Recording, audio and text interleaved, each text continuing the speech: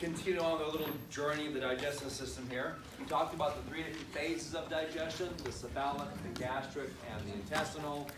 We're kind of going to go back and look a little more into our intestinal phase, dealing with the hormone regulation of stomach activity through the use of gastrin coming from the G cells that triggers the parietal cells to make hydrochloric acid, and also triggers the chief cells to make pepsinogen.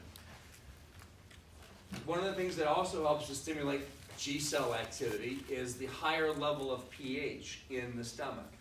And it's kind of hard to get your head wrapped around it, but think about your stomach as a bag full of some acid. You start eating, you start dumping lots of food into that acid. It's going to dilute the acid, which raises the pH. You then stop eating and give those parietal cells a chance to catch up and continue to make more acid. And as time progresses, the acidic level increases, which is really the lowering of that pH. So when we talk about ways of stimulating gastrin and motility, when we talk about the increased pH, that's simply just due to the food first showing up in your stomach, soaking up those hydrogen ions, which elevates your pH. Then the parietal cells have more time and the pH will lower. And as we lower the pH, we now begin to kind of run into a bit of a problem in one way. We know we want the hydrochloric acid to kill pathogens. We know we need hydrochloric acid to create an acidic environment to activate pepsinogen into pepsin. But I also remember things like salivary amylase and lingual lipase, like a pH of 5 to 6, somewhere in there. And I have to get way below that to activate pepsinogen. So as I create an environment conducive or friendly to pepsin, I'm going to be destroying the environment that amylase and lipase would work in. Start getting into the habit also of don't just say amylase, right? Tell me what kind, because we're going to have salivary, we'll have pancreatic, and I need to know that you know which amylase we're talking about. The same with proteases and lipases. Always tell me the full name of those enzymes. Now the idea is going to be to turn that food, we call chyme, into a kind of a slurry, a kind of a liquidy-like mass of stuff. So we know our stomach has a unique third layer that the other parts of my digestive tract do not have, that additional oblique layer, which allows my stomach to be basically a cement truck and just mix and turn and combine the acids and the enzymes along with the material to increase the surface area. And your stomach has a talent of separating the chyme, that the more chunky things are going to go up toward the body and the fundus. You should be getting a little bit used to those words by now. And I realize that in the body and the fundus, I'm going to have my parietal cells and chief cells. Well, those are the guys that make the enzymes and acids that turn the big chunks into liquidy stuff. So it kind of makes sense to send them to their neighborhoods. And the more liquidy stuff can be then accumulated in the pyloric antrum and the pylorus and pyloric canal, so I can contract my stomach and kind of squirt a bolus, a mass of that chyme out of my stomach. Usually about 2 tablespoons in volume. So what we're going to do now is begin looking at the intestinal phase. And remembering that the function of our duodenum or duodenum is to control the rate of gastric emptying. The whole key is going to be like the nephron. I need to give this tube time to introduce the enzymes, give time for the enzymes to do the chemical digestion, and time for the random process of diffusion across epithelium lining into my capillaries. So that's what the job of the duodenum is going to be, is to control this gastric emptying. And there are going to be lots of cells that are going to play a role in this control. What we first want to do, besides acknowledge that it's hot in here. All right, so we really need to do something different here. I'm going to try and have IT move this crap for next year. So let me try it over here so you guys can see rather than behind the podium here. All right, esophagus, lesser curvature, greater curvature, right, pyloric sphincter, and then an over-exaggerated diagram of the duodenum for the moment. It's going to come down like this.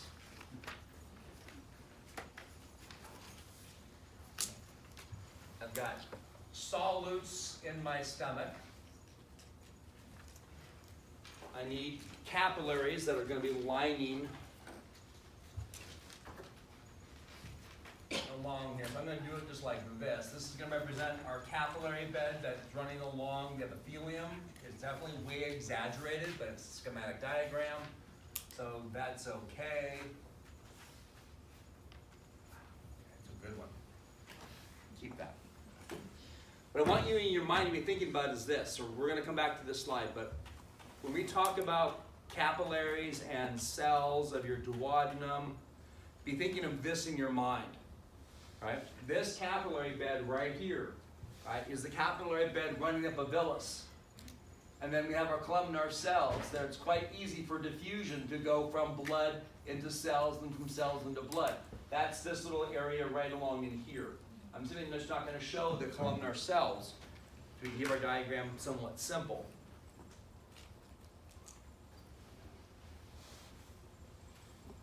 Now we're going to get a bolus of chyme to leave the stomach as my pyloric sphincter relaxes. And we're going to show some chyme coming into our duodenum. So these S's are solutes. And I guess I'll be healthy and have some fiber in my solutes as well. So we'll put, to keep Grandma happy, 2 pieces of fiber. All right. Also keep in mind your duodenum, your intestinal tract, it's a tube, but it's pretty much of a collapsed tube. It's not a hollow like a PVC pipe tube. So it might be as big around as my thumb, but it's collapsed on itself. So think of a balloon that you're going to blow up. It has no air in it, right? It's collapsed. So you start putting air into it, it kind of puffs up a little bit. As soon as chyme gets into the duodenum, I'm going to begin to stretch out my duodenum a little bit. By maybe a millimeter or so. But that's enough for stretch receptors to sense that increase in diameter. So I'm going to get stretched simply due to the mass of the chyme showing up in my duodenum. That stretch is going to create that purple word. All right, the enterogastric reflex. Because there will be stretch receptors in your submucosal plexus area. Now, 16 years of forewarning. Danger, Will Robinson. There is a probability that some of you are going to get this all mixed up. So put a big test question mark next to this. The purple word. Look at the purple word one more time. Right? Enterogastric. Then let's go to slide 18 in red.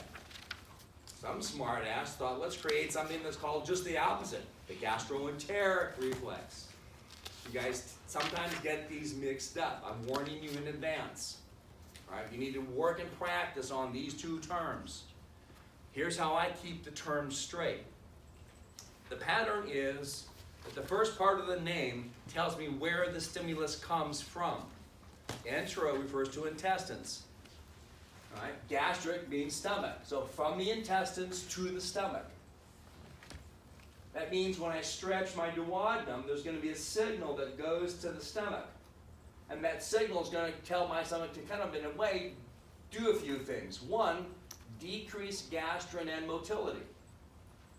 So gastrin is that G cell, parietal cell, chief cell pathway we did last week.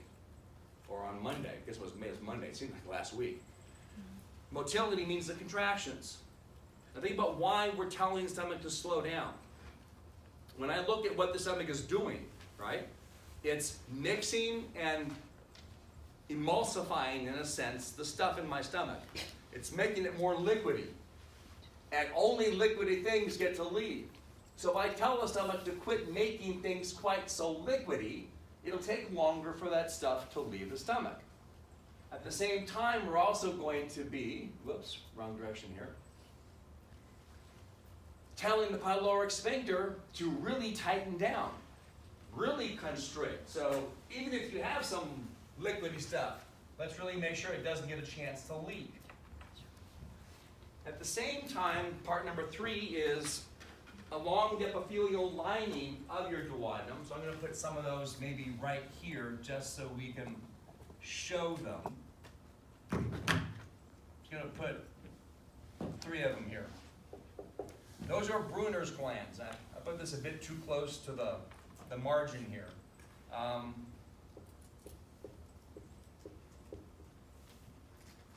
Remember, Brunner's glands make mucus. Think about the pH of the stuff in your stomach. How acidic was it, did we say? 1.5. About a 1.5 to a 2, maybe a 1. And that really acidic stuff is now coming into the duodenum. And Scott's going to say, yeah, well, dude, what's your problem? Because my cephalic phase already warned my duodenal cells to get off their butt and start making mucus. Right? That was a part of our cephalic phase. But now that the chyme is actually there, let's really make sure we can protect the epithelial lining. So we might as well have the Brunner's glands just up the production just to make sure we have lots of mucus to protect our epithelial lining. So we're going to have an increase in pyloric sphincter contractions, tell the G cells, chief cells, and parietal cells, and the muscle contractions to chill out so I don't make stuff quite so liquidy.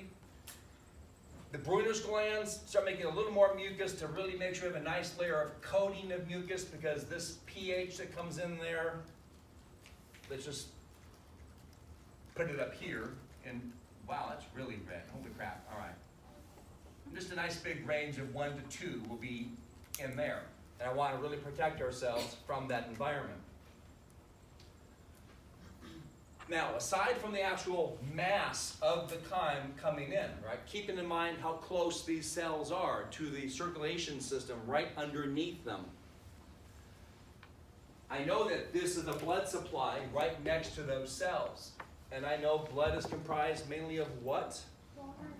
Water. And you got water and cells. There should be a thought that pops in your mind when the word water and cells are in the same sentence. I know cells are comprised of a semi-permeable membrane. And semi-permeable membranes and water are osmosis.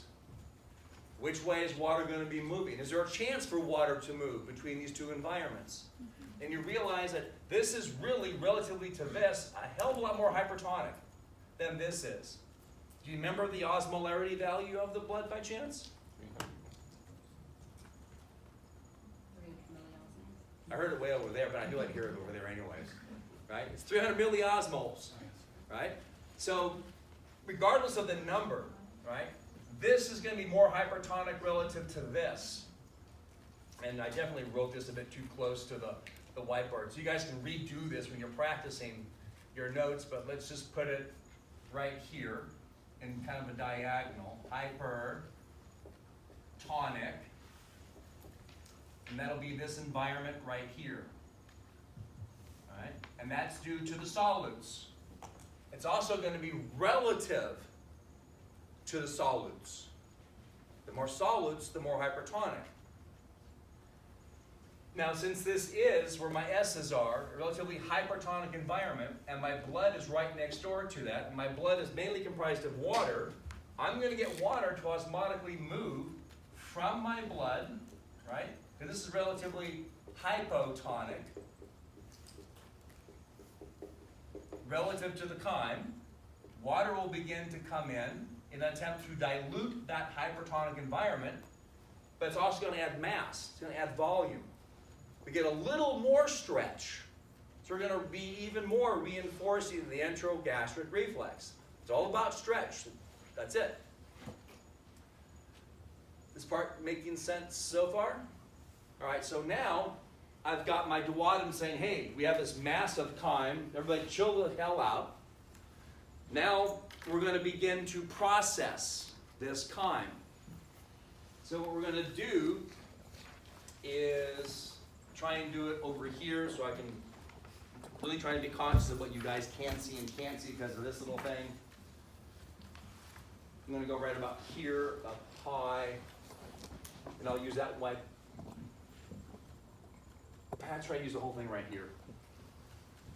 All right, back to the stomach. Lesser curvature, greater curvature. Over-exaggerated structural relationship of the duodenum and everything else. And not big enough. Make it a little friendlier. There we go. So we're going to call this the early part, early jejunum.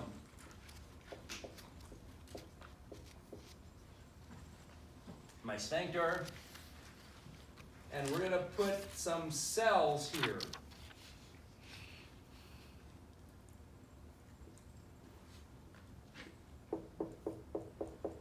And they're going to be your classic boring enteroendocrine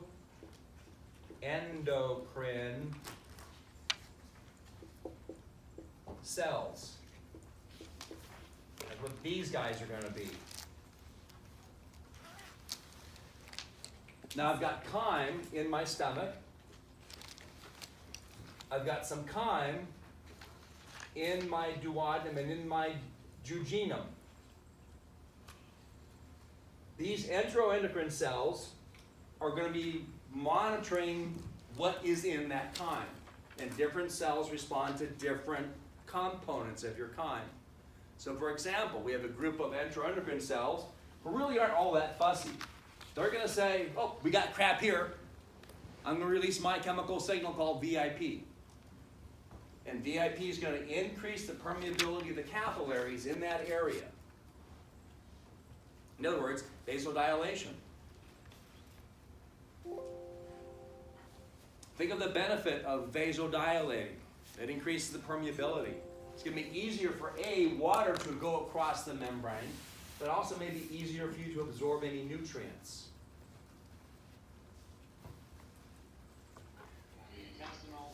Intestinal. So besides telling the capillaries to dilate, what else is VIP going to do? It's right up there, everybody. Decrease parietal cell activity. You're going to go to the parietal cells and tell them to do what? Decrease their To chill the hell out. Slow down. Because what do parietal cells make? Gas. Well, they make hydrochloric acid, right? And hydrochloric acid helps to turn large particles into small particles. Small particles could be coming out in liquidy form. So again, it's another reinforcement of, hey, quit making things so small that they might end up in our area.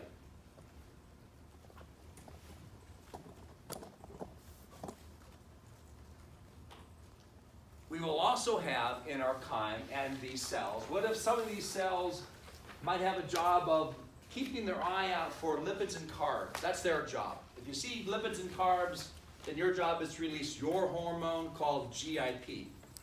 That's your job if you see lipids and carbohydrates. Now the hormone used to be called the gastric inhibitory peptide. Then we got smart and realized we actually totally misunderstood the function of this hormone. Now it has a new name, a hell of a lot more complicated name. Now it's called the glucose-dependent immunotropic peptide. It's a hell of a mouthful. I can spell GIP. I can write GIP a lot faster, and you're more than welcome to use abbreviations. Right? I, just to be nice, probably won't ask you on the exam to tell me what GIP actually stands for. I don't know, maybe a bonus question, but not the body of the exam. But what does this hormone GIP do? Well, it's responding to carbohydrates, specifically the idea of monosaccharides like glucose.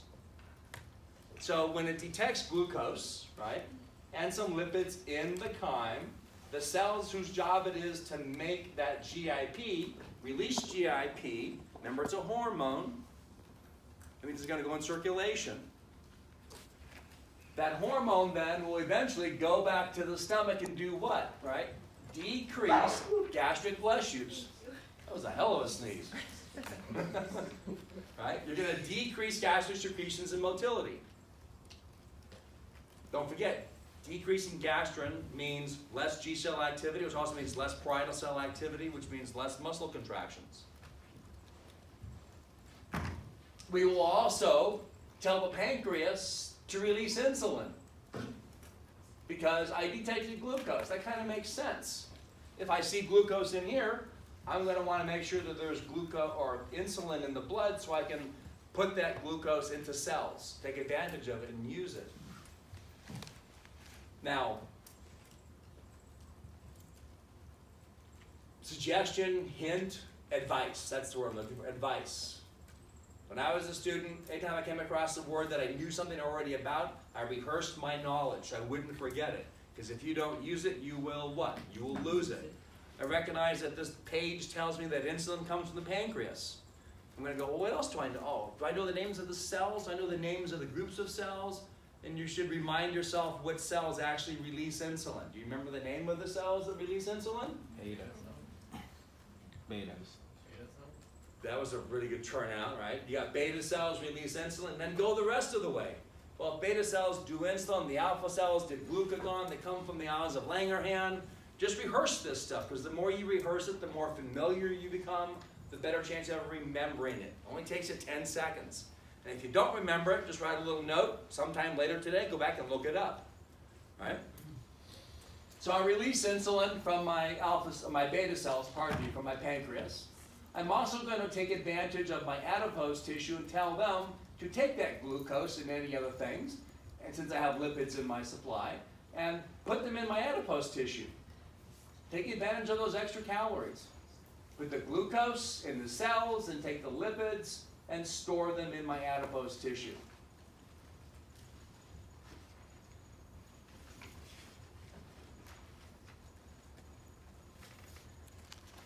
Well, what if instead you had some enteroendocrine cells who weren't looking just for chymin per se, or lipids and monosaccharides? What if some of those cells had the job of monitoring lipids and partially digested proteins instead? That's their job to look out for. Well, when they find those partially digested proteins, they're going to release CCK. It's a hormone. Goes in the blood, ends up back in the stomach, and does what? The same dang thing that GIP did. Decrease gastric secretions and motilities. Right? That's a repeating theme right there. Right? What did we say the job of the duodenum was? To decrease gastric emptying. And this is in, right? The early part of the jejunum and our duodenum area. We're helping to tell the stomach to slow the hell down so you have time to process all of this. Do you know the full name? Cholecystokinin. And what is cholecystokinin going to do besides decreasing gastric secretions and motility? Well, it's going to go to the pancreas and tell it to release all of its enzymes that we need to know about. Pancreatic alpha amylase, pancreatic lipase, and protease enzymes. So I can help digest the proteins, right? And my lipids, right? And maybe some more complex starches that are in there. I want to be able to handle all that material. It'll also go to the gallbladder and tell it to contract and release the bile from the gallbladder, because I had some lipids in there, and I need the gallbladder and the bile that's in there to help digest those fats.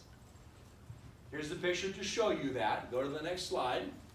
Right? And we can see a diagram that CCK, right, released by the duodenum, triggers dilation of the hepatopancreatic sphincter and contraction of the gallbladder.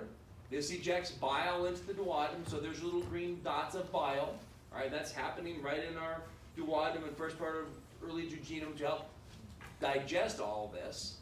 And we'll describe how we do that more than likely on next Monday. But that's what's happening with this CCK. So we relax the hepatopancreatic sphincter, that's the one right there, and I tell the gallbladder to contract. And just to reinforce this, since we're on this page, those of you who haven't had lab, bless you yet, the gallbladder does not make bile, it just stores it. All right? It doesn't make it, it's just a storage container.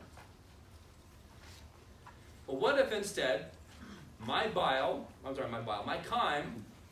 was really acidic? I mean, we know it's going to be anyways, because we already mentioned the fact that the stomach has a pH of about 1 to 2. And that means when the chyme leaves the stomach and goes into the duodenum, the early part of jejunum, it's going to be really acidic as well. Well, let's make sure we can amp up the pH. We are going to need to eventually bring the pH to a 7 to 8.5, a really alkaline environment, from a 7 to about an 8.5. That's because that's the environment that pancreatic enzymes like to work in. All of these enzymes, no, wrong slide. Yeah, we can use this one. All these enzymes like a really alkaline environment. So I need that secretin to tell the pancreas, we'll come back to that slide, to release bicarbonates. And that's a good buffer. I need that buffer, I need that base to allow these enzymes to have the proper environment to do their job.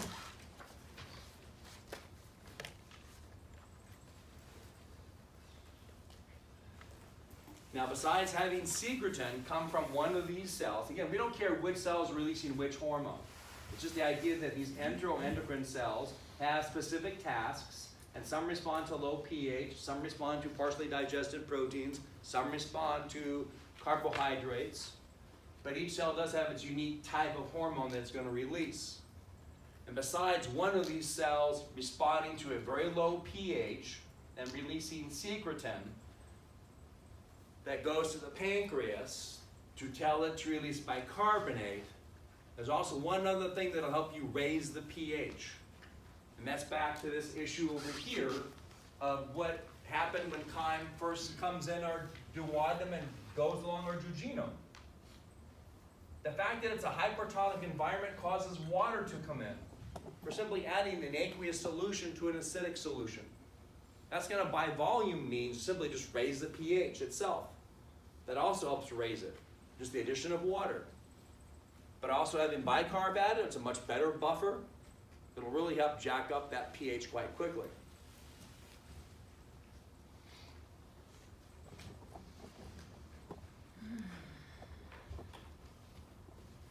Now, time for some confusion.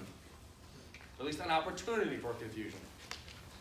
When you practice your hormone regulation of gastric activity that we did on Monday on the big whiteboard over here, you remember that we had this cell that was responding to ACH, alcohol, and caffeine, this cell called the G cell. And the G cell produces a hormone called gastrin that goes in circulation and can activate parietal cells that can activate chief cells. This is the same cell. It's also found in the duodenum and early jejunum. It means it does the exact same thing. You're going to use gastrin that goes in circulation and blah, blah, blah. Increased parietal activity, increased chief activity. This one is a stimulation pathway.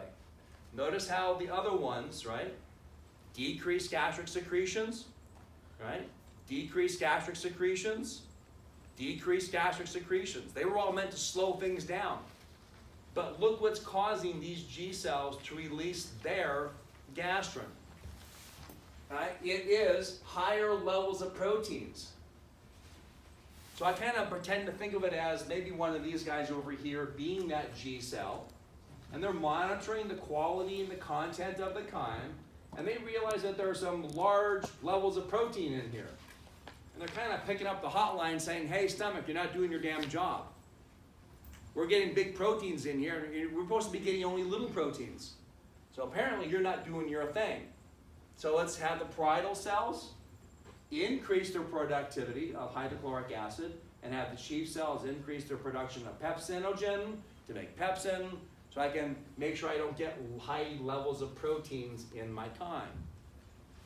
So it's sort of like a quality control and sending a message that the workers aren't doing their job. That makes sense? So these are G cells in the duodenum too? Yeah. So, and when you talk through the pathway, I guess that was, G cells also are sensitive to amino acids and. Yeah, those guys also had amino acids, So didn't they? she said for whatever reason those Yeah. cells weren't sufficiently stimulated, or the D cells were turning them off too soon because. Or just maybe you ate so damn much that some of the proteins were kind of hidden in the mass. So it might have got to the right pH but didn't sit long enough to break down, and so this is a secondary Yeah. check. I mean, more than likely, this is what happened to me when I was eating my third half-pound cheeseburger for lunch on my summer vacation. Right? Well, that's not a problem for me, unfortunately. Okay? But think of it as, we want protein. It's a very valuable source for us to work with. Okay. Let's take a 6-minute break to cool off and process this. Let's just use the proper words. Let's digest this material. Right? Ha ha ha ha ha. Step outside, get some cool air. Come back in 6 minutes and we'll pick up this conversation.